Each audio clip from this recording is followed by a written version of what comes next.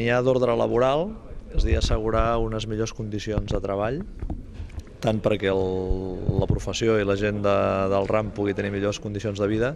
com per poder treballar amb una mica més de llibertat. Després també jo crec que hi ha reptes d'ordre general, és a dir, acabar d'establir ben clarament la delimitació entre el sector públic i el sector privat,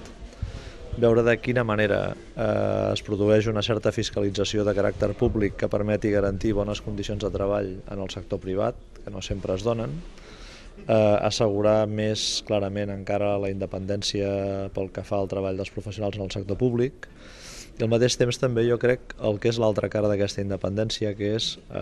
poder assegurar l'assumpció de responsabilitats per part del col·lectiu periodístic a través d'organismes en el marc de cada redacció, de cada mitjà, que puguin exercir funcions, diríem, d'autocontrol de qualitat.